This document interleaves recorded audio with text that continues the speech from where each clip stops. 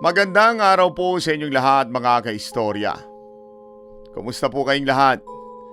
Isa na namang kwento ng kababalaghan ang inyong matutunghayan sa gabing ito. Huwag niyo pong kalilimutang pindutin ang notification bell. I-share ang videong ito at higit sa lahat, huwag kakalimutang mag-subscribe. Samantala, muli ko po kayong iniimbitahan na ako i-follow po ninyo sa aking Facebook page. Ang aking Facebook page, Jason Space Heart FM. Maraming salamat po sa inyong pag-follow. Samantala, narito na ang ating tampok na kwento sa gabing ito. Matakot, kabahan sa mga kwentong nakakagimbal sa Kaistorya YouTube channel with daily post at 7 p.m. Ako si Keith. 41 years old na ako ngayon. Matagal na naitago sa puso ko ang kwentong ito pero pakiramdam ko, kailangan ko na itong ibahagi ngayon dahil sa takot na patuloy na bumabagabag sa akin gabi-gabi. Ang lahat ng ito ay nagsimula noong umuwi ako sa aming probinsya para sa lamay ng aming lolo. 11 taong gulang pa lamang ako noon. Pumasok ako sa sala kung saan nakalagay ang kabaong ni lolo na gawa sa makapal na kahoy. Tumingin ako sa kanyang mukha sa may salamin at napansin kong napakaputla nito kahit maayos naman ang pagkaka-makeup. Tila may kakaibang kapayapaan ngunit nakakatakot na aura sa paligid ng kabaong na hindi ko maipaliwanag. Umusad ang hapon at nagsimula ng magdatingan ang mga kapitbahay para makiramay sa aming pamilya. Naghain ang aking tiyahin ng kape at biskwit para sa mga bisitang nakaupo sa mga plastic chair doon sa labas. Ako naman ay umupo sa tabi ng aking tatay para makipagkwentuhan at para na rin mabawasan ang takot ko. Napansin ko na napakatahimik ng tatay ko habang nakatitig sa kabaong ni lolo. Kapag tinatanong ko siya tungkol sa mga huling sandali ni lolo, maikli lamang ang kanyang mga sagot at parang laging malayo ang tingin nito. Para bang may malaking bagay siyang iniiwasang pag-usapan o pilit na itinatago mula sa akin. Nang sumapit ang hating gabi, karamihan sa mga bisita sa labas ay nakauwi na sa kani-kanilang mga bahay dahil may pasok kinabukasan. Tanging magkakamag-anak na lamang ang natira sa may sala para magbantay sa kabaong. Ang hangin mula sa labas ay napakalamig at nagpapatayo ng balahibo sa tuwing iihip ito sa may bintana. Nagtimpla ako ng panibagong kape sa kusina para hindi ako antukin sa aking pagbabantay. Habang nagpapakulo ng tubig sa lumang kettle, nakarinig ako ng mahinang kaluskos mula sa silid ni lolo sa itaas ng bahay. Nang pasimple kong tingnan at akyatin ito, wala namang tao at nakasara ng mahigpit ang pintuan. Bumalik ako sa may sala at napansin kong patay-sindi ang ilaw na nakatapat mismo sa kabaong ni lolo. Inayos ng tito ko ang bumbilya at pinalitan pa ito. Ngunit patuloy pa rin ang pagkurap nito na parang may pumipindot sa switch. Dito na ako nagsimula makaramdam ng matinding kaba sa aking dibdib. Kinaumagahan ng ikalawang araw, nagising ako dahil sa mga ingay ng mga kamag-anak naming naghahanda ng almusal. Naglakad-lakad ako sa paligid ng bahay para magpahangin at mawala ang antok sa aking mga mata. Kakaiba ang katahimikan ng buong baryo, kahit maliwanag na ang araw at halos wala mga batang naglalaro sa may kalsada. Pagpasok ko ulit sa sala, nakaramdam ako ng isang kakaibang amoy na tila mula sa lumang lupa at iyong dahon. Hindi ito amoy ng formalin o ng mga bulaklak na nasa paligid ng kabaong. Amoy ito ng gubat na tila nanggagaling sa ilalim ng lupa. Napatingin din ng ibang kamag-anak namin na tila nakakaramdam at nakakaamoy din sa kakaibang amoy na iyon. Sinubukan ng aking tiyahe na magsindi ng insenso at mga kandila para matakpan ang pumasok na amoy sa sala. Subalit imbes na mawala, mas lalo pang lumakas at kumalay ang amoy nito sa buong bahay, na para bang may nagtatapon ng kakaibang amoy na iyon sa buong paligid. Walang makapagturo kung saan ba talaga ito nanggagaling. Sa ikatlong araw ng lamay, habang katanghalian ay may dumating na 3 matatandang lalaki na hindi ko kailanman nakita sa aming bayan. Nakasuot sila ng purong itim na damit at may dalang mga lumang bag na gawa sa tahi-tahing tela at lumang balat. Dire-diretso silang pumasok sa pinto ng hindi man lamang nagpapasintabi o bumabati sa mga nakikiramay. Nilapitan sila ng tatay ko at nagpalitan sila ng mahinang usapan sa wikang hindi ko maintindihan. Nakipagkamay ang mga matatanda sa tatay ko ng napakahigpit at tumingin sila sa kabaong ni Lolo. Ang kanilang mga mata ay napakalalim, walang anumang emosyon at para bang tuyo ang mga balat. Umupo ang 3 bisita sa pinakadulong sulok ng sala, ni hindi man lamang kumain o uminom sa mga inihain sa kanila. Sa buong pananatili nila doon, nakatitig lamang sila ng diretso sa may salamin ng kabaong ni Lolo. Pakiramdam ko, hindi sila karaniwang tao dahil sa kanilang malamig na kilos at kakaibang presensya. Nang sumapit ang ika-4 na gabi, biglang nag-alulungan ang mga aso sa buong kapitbahayan. Naging maingay ang paligid dahil sa hindi tumitigil at tuloy-tuloy na ingay ng mga hayop mula sa labas. Naglabasa ng ilang mga bisita para tingnan kung ano ba ang nangyayari sa kalsada at kung bakit ganoon na lamang ang takot ng mga hayop. Sa gitna ng bakuran, nakatayo ang isang napakalaking itim na aso na mas matangkad pa at mas malapad pa sa karaniwang aso sa probinsya. Nakatitig ang malalaking mata nito sa mismong pinto ng aming bahay na para bang may pamilyar na inaantay ito.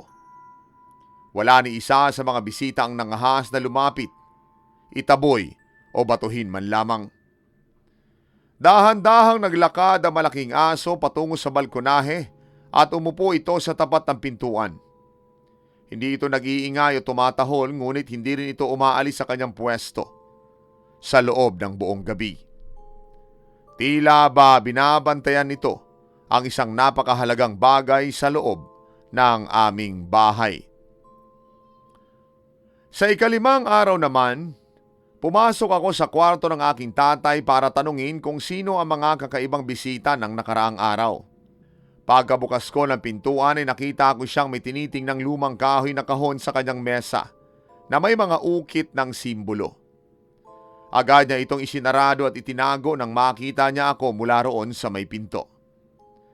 Ang sabi ng tatay ko, mga dating kaibigan daw iyon ni Lolo mula sa kabilang bundok na dumalaw pa para magbigay ng respeto. Pero kapansin-pansing, nanginginig ang kanyang mga kamay habang nagtatapo ng tingin sa labas ng bintana. Ramdam kong may itinatago siyang napakalaking lihim sa aming buong pamilya. Nang gabing iyon, habang nakaupo ako malapit sa may kabaong, nakarinig ako na mahihinang bulong mula sa likod ng kabaong. At nang tumayo ako at tingnan ito, wala namang tao doon kung hindi pawang mga bulaklak lamang. Para bang may 2 tao nag-uusap sa wikang napakaluma at hindi ko maintindihan. Dumating ang ika-6 na araw at pumasok ang isang matandang babae na may dalang lumang panyo sa kanyang nanginginig na kamay. Napakaputi ng kanyang buhok at may mga malalalim na guhit ng sugat sa kanyang mukha.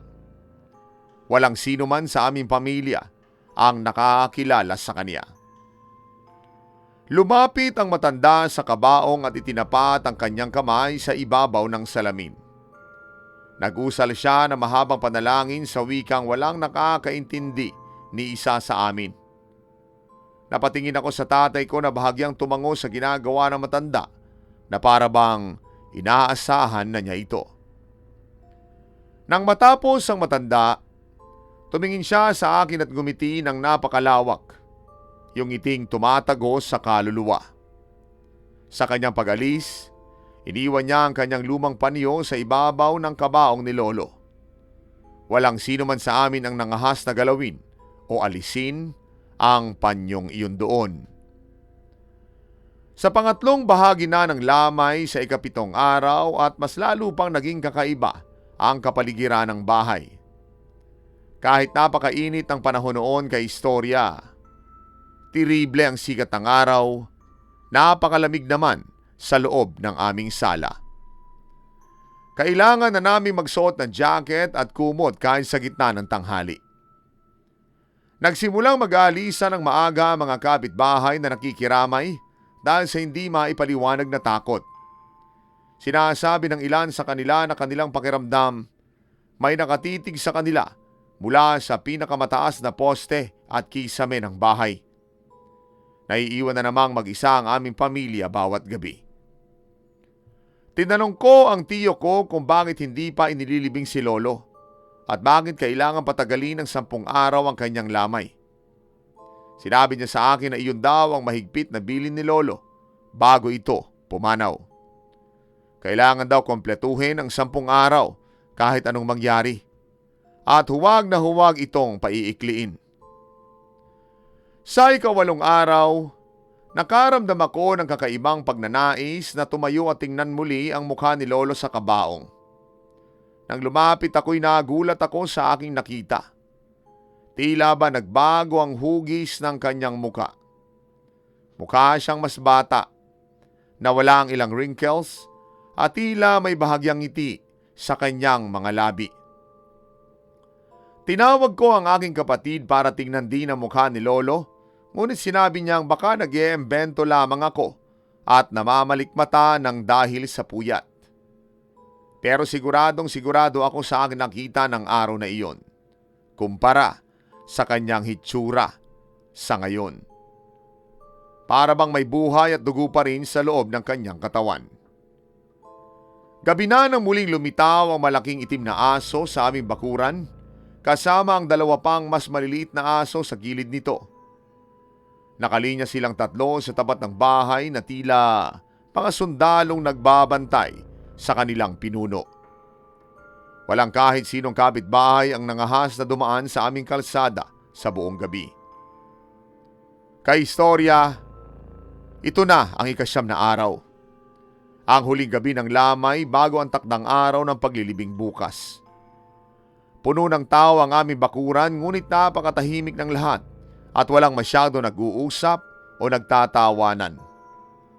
Ang lahat ng tao ay tila naghihintay sa isang bagay na hindi maihayag, subalit ramdam ng lahat. Dumating muli ang 3 matatandang lalaki na nakaitim at ang matandang babaeng may mga sugat sa muka. Pumasok sila sa may sala at pinalibutan ng kabaong ni Lolo habang humahawak sa kahoy. Ang tatay ko naman ay nakatayo sa kanilang tabi na may napakaseryosong mukha at walang kaimik-imik.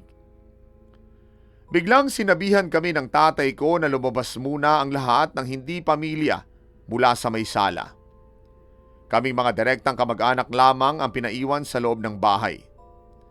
Isinarado ng tiyo ko ang malaking pinto ng sala mula sa loob at inilagay ang isang harang.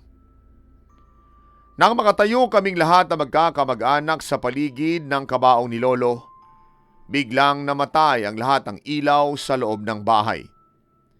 Nawala ng kuryente ang buong barangay at sa isang iglap, napalibutan kami ng napakaitim at purong kadiliman.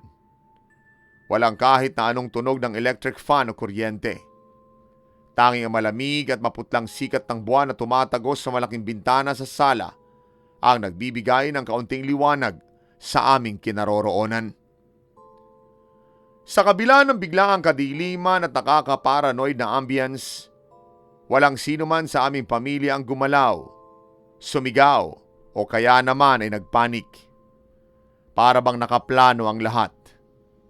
Sa gitna ng katahimikan ay narinig namin ang mahaba, pabulong, nakapangingilabot na panalangin ng mga kakaibang bisita sa paligid ng kabaong. Ang kanilang boses ay napakalalim at garalgal. Tila ba hindi nagmumula sa lalamunan ng tao, kung hindi mula ito sa kailaliman ng basang lupa. Dahan-dahang binuksan ng aking tatay at ng aking mga tiyo ang salamin at ang mismong takip ng kabaong ni Lolo. Narinig ko ang malakas na langit-ngit ng lumang kahoy habang itinutulak nila ito paitaas. Kasabay ng pagbubukas niyon, mas lalo pang lumakas at naging napakatindi ng amoy ng tuyong lupa at lumang gubat sa buong silid. Amoy na halos nakakasuka sa sobrang sangsang ng hangin. Sa tulong ng manipis na liwanag ng buwan, nakita ng dalawa kong mata ang isang bagay na hinding-hindi ko makakalimutan sa buong buhay ko. Dahan-dahang bumukas ang bibig ng aking pumanaw na lolo.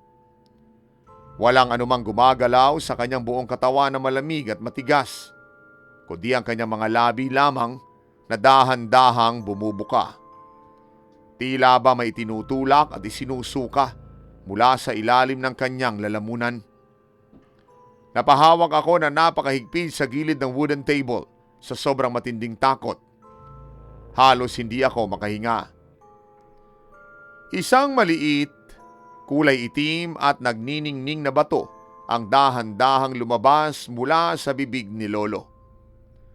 Ang bato ay may kakaiba at pambihirang liwanag na parang may sarili itong buhay at naglalabas ng init na ramdam sa malamig na hangin ng sala.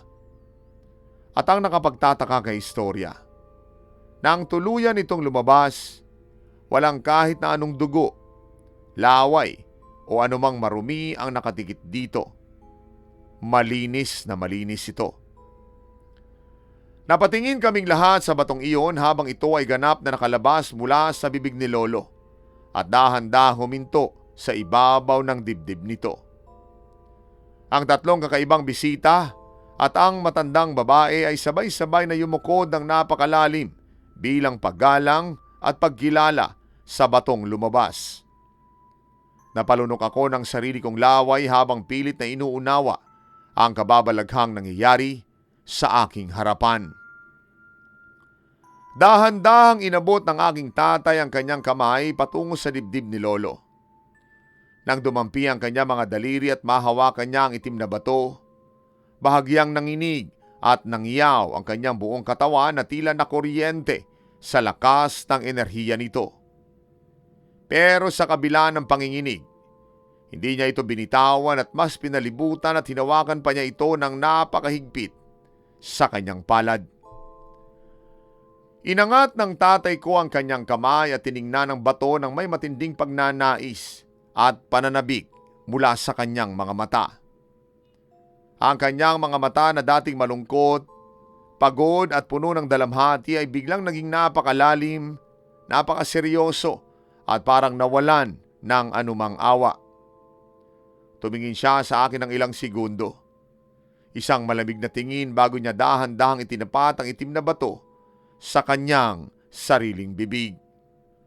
Kaistorya, bago ko pa man siya mapigilan o makapagsalita ako at makahingi ng tulong, mabilis na isinubo ng tatay ko ang itim na bato at nilunok ito.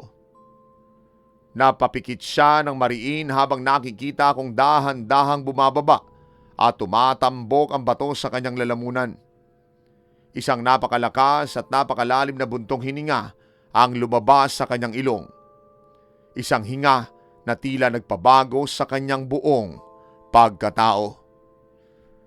Pagkalunok ng tatay ko sa bato, biglang bumalik na ang kuryente. Bumukas na rin ang mga ilaw sa buong bahay.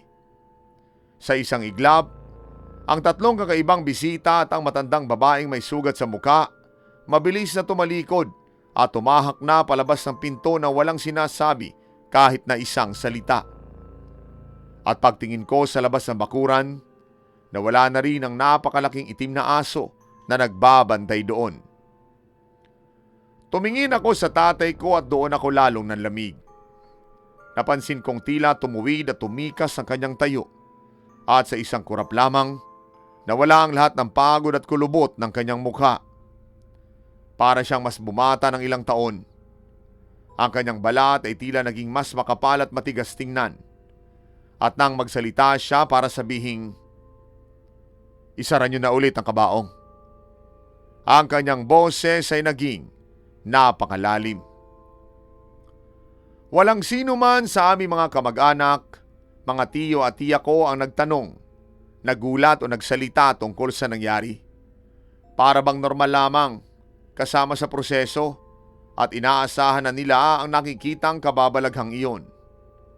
Ako lamang ang natatanging taong nakatayo doon sa may sulok, napapahawak sa aking dibdib at puno ng matinding takot, pagtataka at matinding pangamba.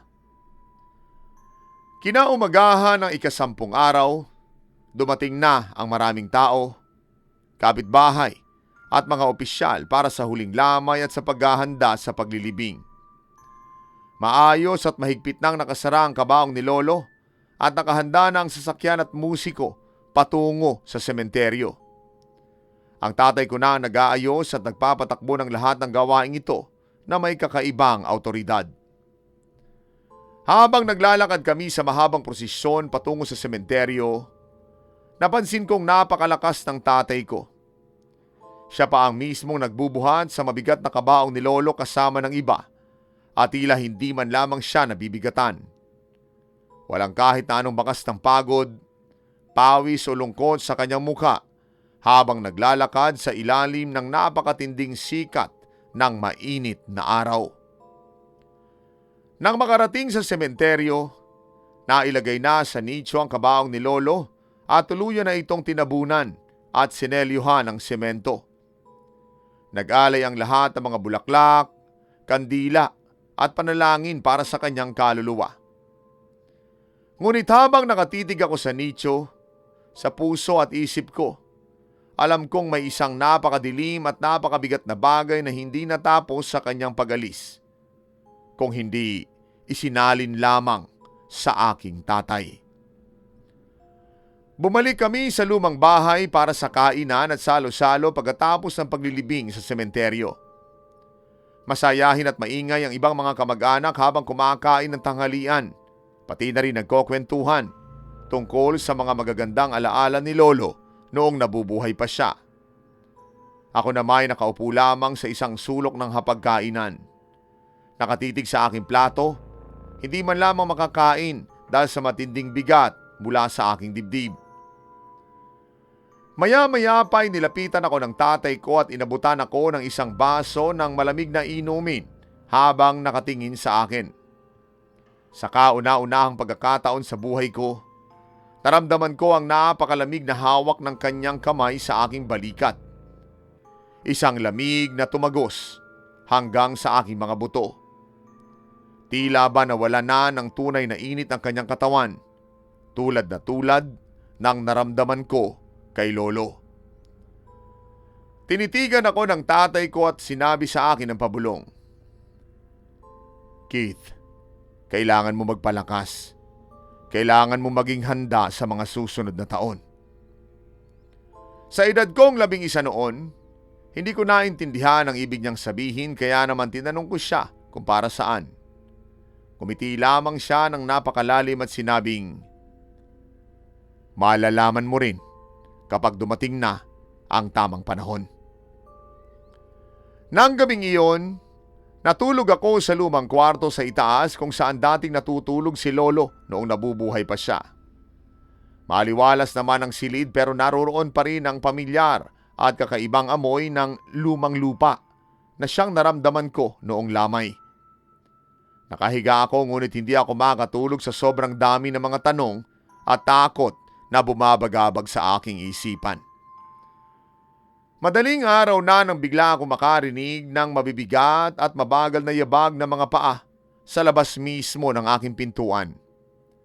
Nang dahan-dahan ako yumukod para sumilip sa maliit na slit sa ilalim ng pinto, Nakita ko ang anino ng 2 paang nakatayo doon sa dilim at para bang naghihintay. Alam na alam kong ang tatay ko ang nakatayo doon sa labas ng kwarto ko. Hindi siya kumatok. Hindi rin siya nagsalita kahit isa man lamang. Tumayo lamang siya doon sa tapat ng pinto ko ng halos kalahating oras. Walang kagalaw-galaw bago dahan-dahang naglakad palayo doon sa dilim. Napahawak ako sa aking dibdib habang napakabilis at napakalakas ng tibok ng aking puso. Kinaumagahan, dali-dali na ako nag-empake ng aking mga gamit para bumalik na sa lungsod kasama si tatay.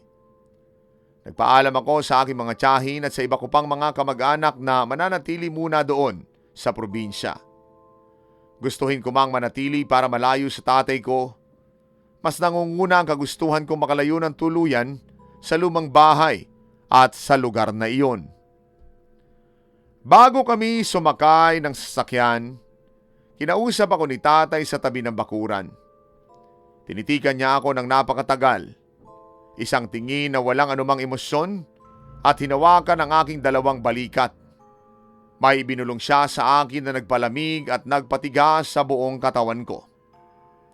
Ang sabi niya, "Keith, ang pamana ng ating pamilya ay hindi kailanman nawawala o nabubulok sa lupa.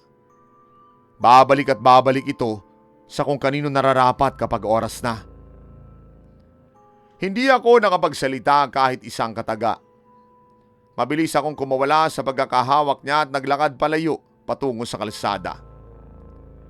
At nang makasakay na kami sa bus pabalik sa lungsod, nakaramdam ako ng kaunting ginhawa habang dahan-dahang lumalayo ang aming sasakyan sa bayang iyon. Tumingin ako sa bintana at pinagmasdan ang mga punong nadadaanan ng bus. Sinikap kong kalimutan ang mga nakakatakot na eksenang aking nasaksihan sa loob ng 10 araw. Pagkarating ko sa aking apartment sa lungsod, agad kong inilak ang pintuan at ang lahat ng mga bintana. Naligo ako na matagal at sinubukang magpahinga para makabawi sa 10 araw na puyat at takot. Ngunit kahit sa sarili kong bahay at kwarto, ang pakiramdam ko ay hindi na ako kailanman magiging ligtas. Ilang araw akong hindi nakapasok ng maayos sa eskwela noon dahil sa kawalan ng tulog. Bawat pikit ng aking mga mata, nakikita ko ang itim at nagniningning na batong lumabas sa bibig ni Lolo. Ang larawang iyon ay nakatatak na at parang nakabauna sa aking isipan. Sa paglipas ng mga taon, nagkaroon ako ng trabaho at sa iba na rin ako nakatira. Hanggang sa nagsimula na akong managinip kay Lolo. Gabi-gabi ang pangyayaring iyon. Ito'y tungkol sa huling gabi ng lamay ni Lolo. Sa aking panaginip, hindi ang tatay ko ang lumunok ng bato. Ako. Ako ang nakatayo sa harap ng kabaong. Hawak-hawak ko ang malamig, mabigat, maitim na bato habang pilit kong isinusubo at isinisiksik ito sa aking lalamunan. Nagigising ako gabi-gabi na basang-basa ng pawis at halos hindi makahinga sa sobrang matinding lungkot at takot. Mabilis akong tatayo, titingin sa may salamin sa banyo at tinitingnan ang aking sariling leeg at lalamunan. Pakiramdam ko'y may matigas na bagay na nakabara doon kahit wala naman akong kinakain. Minsan, sinubukan kong tumawag sa aking kapatid para magtanong tungkol sa lagay ng tatay ko sa probinsya. Sinabi ng aking kapatid na napakalakas daw ng tatay ko ngayon sa kabila ng kanyang edad. Halos siya pa raw ang gumagawa ng lahat ng mabibigat na trabaho at pag-aararo sa bukid ng walang kapagod-pagod. Mas lalo ako natakot sa aking narinig dahil alam kong hindi na iyon karaniwang lakas ng isang tao. Mabilis na lumipas ang panahon, nagkaroon na ako ng sariling pamilya. Nagkaroon ng asawa at anak. At ngayon, 41 years old na ako. Pero ang nakaraang iyon, hindi kailanman ako iniwan. Isang gabi kamakailan lamang, Habang nakaupo ako sa aking sala dito sa lungsod, biglang tumawag ang aking tatay sa aking telepono. Sa edad kong ito, bihira na lamang talagang tumawag ang tatay ko sa akin kung wala siyang importanteng kailangan. Mabilis kong sinagot ang tawag ng may matinding panginginig ng aking kamay. Tinanong niya ako sa malalim niyang boses kung kumusta ang aking kalusugan at kung masakit ba ang aking katawan o leeg sa mga nakaraang araw. Sinabi ko sa kanya na maayos naman ako kahit medyo puyat at pagod sa trabaho. At doon, narinig ko ang isang mahina, paos at nakakatakot niyang tawa sa kabilang linya ng telepono. Ang sabi niya sa akin, "Keith, huwag kang matakot kapag naramdaman mong lumalamig ang iyong mga kamay at palad sa gabi. Iyan ang tanda na naghahanda na ang iyong katawan para sa isang malaking responsibilidad." Sa sobrang takot at panlalamig, agad kong ibinaba ang telepono nang hindi na nagpapaalam. Ilang linggo lamang ang lumipas pagkatapos ng tawag na iyon, napansin kong nagsimula na ring lumamig ang aking mga palad kahit napakainit ng panahon dito sa lungsod. Tuwing hahawak ako sa mga bagay-bagay o sa baso, nakikita ko ang bahagyang panginginig ng aking mga daliri. Tila ba may bagong enerhiya at mabigat na bagay na gustong pumasok at mamahay sa aking katawan. Iniiwasan ko na ring tumingin sa mga salamin kapag kagabi dahil sa takot na baka hindi na ang sarili kong mukha ang aking makita. Ayaw ko na rin makakita ng mga itim na aso sa kalsada dahil agad nitong ipinapaalala sa akin ang mga gabi ng lamay. Ang buhay ko ngayon sa lungsod ay naging puno ng matinding pag-iingat, takot at pangamba. Doon ko na tuluyang na-realize na ang batong iyon na lumabas kay Lolo, hindi isang simpleng bagay o pamahiin lamang. Isa itong pamana ng madilim na kapangyarihan o sumpa ng aming angkan. Isang bagay na kailangang isalin at ipasa mula sa ama patungo sa anak bago pumanaw ang nauna. At ngayon, ang tatay ko na ang nagmamay-ari at nagdadala nito. Araw-araw kay istorya ay binabagabag ako ng iisang kaisipan na hindi ko matakasan. Ang tatay ko'y matanda na rin ngayon. Darating at darating ang araw na lilisanin niya rin ang mundong ito. At kapag dumating ang araw na iyon, isa lang ang tiyak. Ako ang susunod sa linya ng aming pamilya. Ayaw kong hawakan o lunukin ang itim na batong iyon na lumabas mula sa bibig ni Lolo. Ayaw ko rin maging bahagi ng kababalaghang iyon at ng mga kakaibang bisitang pumupunta sa lamay. Ngunit hindi ko alam kung paanong tatanggihan o tatakasan ang bagay na nakatadhana at nananalaytay sa aming mga dugo. Gabi-gabi ako nagdarasal na sana'y makahanap ako ng paraan para maputol lang tuluyan ang sumpang ito. Ayokong ipasa sa akin ang pamanang iyon at mas lalong ayokong ipasa ito sa anak ko sa hinaharap. Ang takot na ito ang gumagapos at pumapatay sa akin araw-araw. Isinulat ko ang liham na ito kay istorya dahil wala akong ibang mapagsabihan ng napakabigat na lihim na ito dito sa lungsod. Sa edad kong ito, dapat ay tahimik at payapa ng aking buhay, ngunit ang 10 araw na lamay ni Lolo noong bata pa ako ang tuluyang nagpabago sa aking tadhana. Ang bawat gabi ay nagiging isang paalala ng aking madilim na hinaharap. Narealize ko na may mga lihim ang bawat pamilya na mas mabuting hindi na lamang natin malaman pa. Ang pamanang akala ng iba ay biyaya o kapangyarihan, pwede palang maging pinakamabigat at pinakanakakatakot na sumpa sa ating buhay. Ang pagtakas sa sariling dugo at tadhana ay tila isang bagay na napakahirap gawin. Dito ko na po tatapusin ang liham ko kay istorya. Maraming salamat po sa pagbabasa ng aking kwento. Gumagalang, Keith. Napakabigat at nakapangingilabot ng iyong kwento. Ang kwentong ito ay nagbubukas ng ating mga isip sa isang katotohanan na minsan ang mga lihim ng nakaraan at ang mga paniniwala ng ating mga angkan ay pwedeng maging isang napakabigat na pasanin para sa mga susunod na henerasyon. Sa iyo, Keith, naiintindihan namin ang matinding takot at panginginig na nararamdaman mo gabi-gabi. Ang pakiramdam na para bang nakatali sa isang tadhanang hindi mo naman pinili ay isang napakabigat na dalahin, lalo na't may sarili ka na ring pamilya at anak na pinoprotektahan sa ngayon.